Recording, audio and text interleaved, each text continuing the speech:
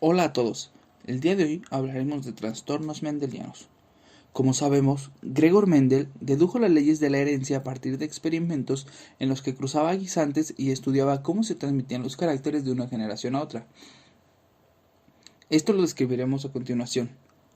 La primera ley de Mendel establece que cuando se realiza el cruce entre dos individuos de la misma especie pertenecientes a dos variedades o razas puras, todos los híbridos de la primera generación filial son iguales en su fenotipo y genotipo. En estos cruces se llama dominante la alternativa que siempre se manifiesta en la descendencia y recesiva a la que quedaba oculta.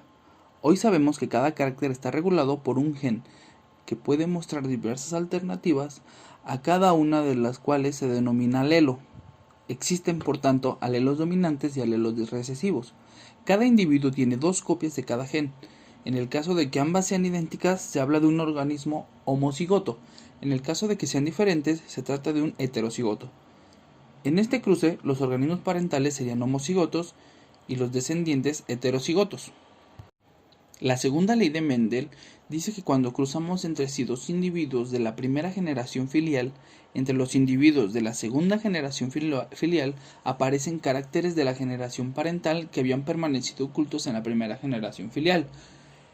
Eso es debido a que las alternativas de los caracteres, los alelos, se transmiten independientemente uno del otro al formar los gametos. En el caso de la tercera ley de Mendel, postula que cuando se cruzaban individuos que difieren en dos caracteres, cada uno de ellos transmite independientemente del otro cumpliendo las leyes anteriores. Dicho de otro modo, cada par de alelos que controla un carácter se transmite independientemente de cualquier otro par de alelos. Entonces, casi todas las enfermedades tienen un componente genético, pero la importancia de ese componente varía. Los trastornos en los cuales los genes juegan un papel importante se pueden clasificar como defectos monogenéticos, trastornos cromosómicos y multifactoriales. En nuestro caso, el trastorno monogenético, o también llamado trastorno mendeliano, es causado por un defecto en un gen particular. Los trastornos monogenéticos son poco comunes, pero dado que hay varios miles de trastornos monogenéticos conocidos, su impacto combinado es considerable. Los trastornos monogenéticos se caracterizan por la forma en la cual se transmiten en familias, y hay 6 patrones básicos de herencia monogenética, como lo son el autosómico dominante, el autosómico recesivo, el dominante ligado al cromosoma X, el recesivo ligado al cromosoma X, la herencia ligada al cromosoma y la herencia materna, o mejor conocida como mitocondrial. El efecto observado en un gen, o sea, la apariencia del trastorno, se denomina fenotipo, como ya lo mencionamos anteriormente. En el caso de las enfermedades autosómicas dominantes, solo se necesita una copia mutada del gen para que la persona resulte afectada. Si uno de los progenitores tiene la enfermedad y es heterocigoto y el otro normal, la mitad de sus hijos podrá estar afectado. Si es homocigoto, todos lo estarán. Un ejemplo es la enfermedad de Huntington, un trastorno neuropsiquiátrico cuyos síntomas suelen aparecer a la mitad de la vida de la persona, entre los 30 y los 50 años de edad, aunque podría ocurrir antes. Provoca una degeneración neuronal constante, progresiva e interrumpida, hasta llevar a la demencia y la muerte.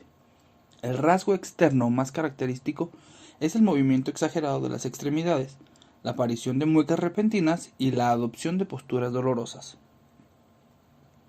Otra enfermedad autosómica dominante es el síndrome de Marfan, una enfermedad rara al tejido conectivo que afecta a distintos órganos que incluyen el esqueleto, pulmones, ojos, corazón y vasos sanguíneos.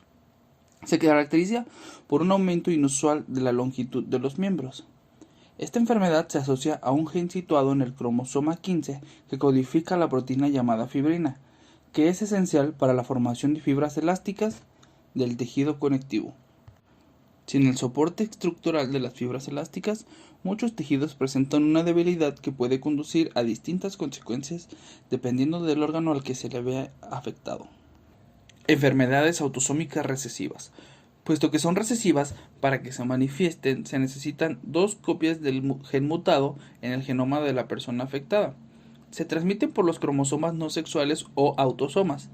En el caso de que los padres no padezcan el trastorno, es necesario que sean heterocigotos para que lo puedan transmitir a la descendencia. En este caso, la probabilidad de que dos personas heterocigotas para una enfermedad autosómica recesiva tengan un hijo afectado es de un 25%.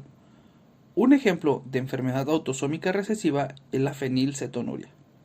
Es una enfermedad que se caracteriza por la carencia de la enzima la fenilalanina hidroxilasa, que impide la metabolización del aminoácido fenilalanina. Sin esta enzima, la fenilcetonuria se acumula en el cuerpo, ocasionando daños al sistema nervioso.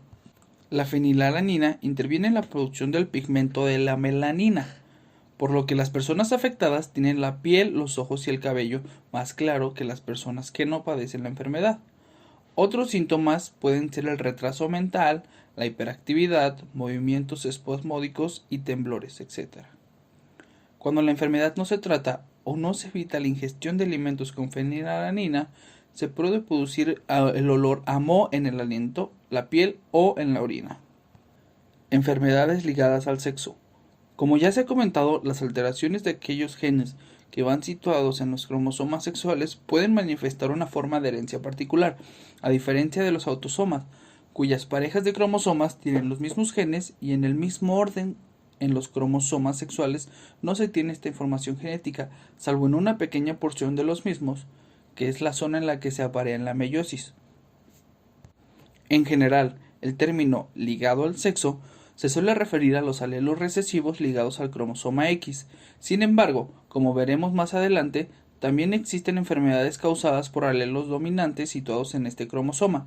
Las enfermedades causadas por alelos recesivos generalmente se presentan solamente en los hombres, puesto que solo tienen un cromosoma X y en un solo alelo para este gen. Si se ve afectado, causará una enfermedad, y en el cromosoma Y no tiene la mayoría de los genes del cromosoma X y por ello no protege al hombre.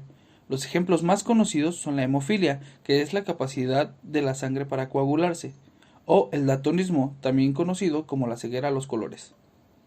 Si alguno de los genes situados en el cromosoma Y resultase afectado o la enfermedad se transmitiera únicamente por los varones, a estos genes se les denomina holándricos.